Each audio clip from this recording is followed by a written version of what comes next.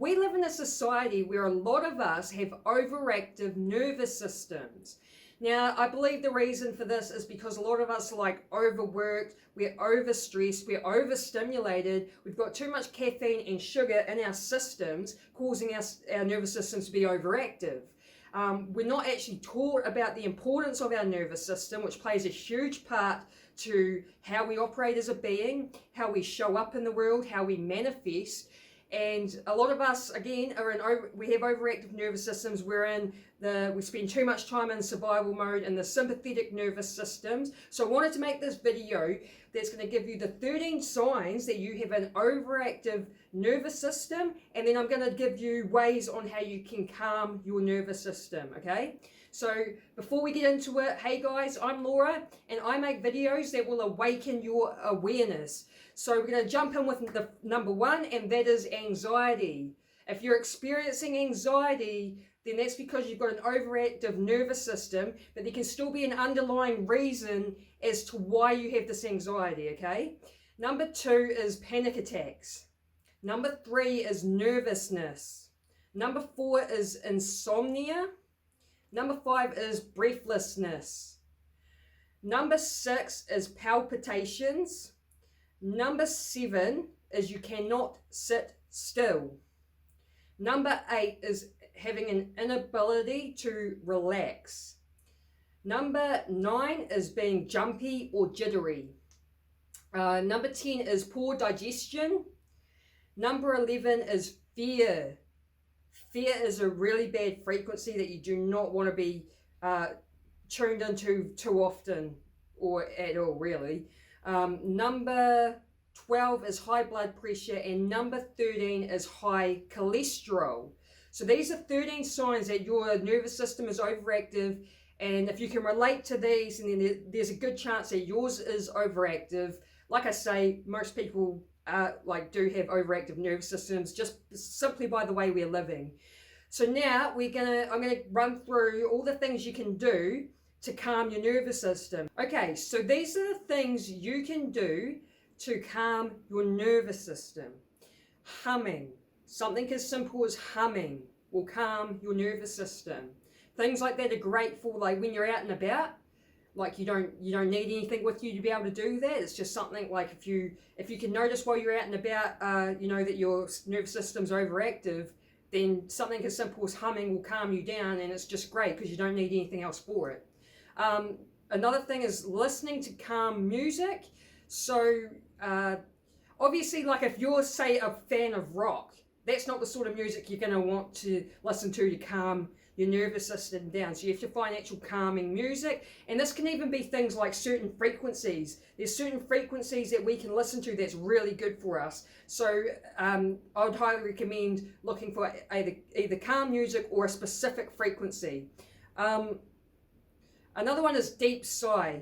So it's just like a breathing in and just doing that, and that'll calm your nervous system.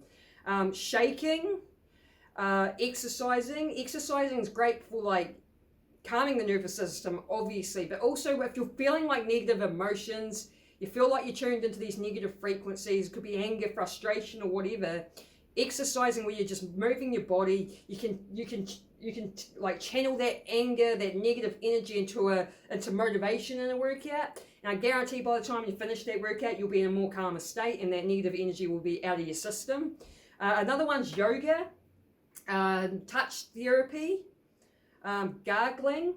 So I know gargling stimulates the vagus nerve, which switches you out of sympathetic nervous system and into parasympathetic nervous system, which is your calm nervous system. Meditation. So meditation is just very good for your overall health in so many different ways, which is why I talk about it a lot. Obviously, being a person that's into spirituality, meditation is just great for you. So many health benefits, but yes, one of those is helping to calm down your nervous system. Cold showers. Cold showers is another thing that is absolutely great for us to be doing. I find it hard to do in the winter because I absolutely hate the cold, and I just can't seem to get myself to turn the shower down during winter time. But every other time of the year, I will have a cold shower at the end of my shower, just for 30 seconds to a minute or something. and that decreases your cortisol levels. Singing, so I know singing or loud singing, again, stimulates the vagus nerve. Chanting, connecting with nature. So going out in nature, again, it's like meditation where it has so many great health benefits for us, and we need to make that effort. Like if we're living in the city, we're living in the suburbs, we need to make that choice just to, however often we can, go away from the city out into just nature and connect, and it just, gosh, I love it, I love going out in nature. It just makes you feel so good. Another one's massage, aromatherapy, deep breathing. So deep breathing, again, helps to stimulate the vagus nerve, putting you into your calm nervous system. A butterfly hug. So a butterfly hug is when you're like crossing your arms like this on your shoulders over your chest, and then you just sort of tap and breathe deeply as you do that, and that will calm you down. It's actually really quite nice. Squeezing a stress ball. That could be something like if you're at work and you get stressed, or you know, you're stressed over work or something, you feel like your nervous system's overactive, and you're like, and you could just have a stress ball in your drawer. This is like, obviously, if you're working in an office, if you had like a stress ball in your drawer, you could just pull out and like be squeezing. Practicing mindfulness. That's, again, a great thing to do just for your overall health. Dancing's like moving the body, getting happy chemicals going, whilst like moving the body just helps to change your emotions, because motion can change your emotions. So dancing's also fun, especially if you're doing it to like your favorite music, and get you in such an awesome state.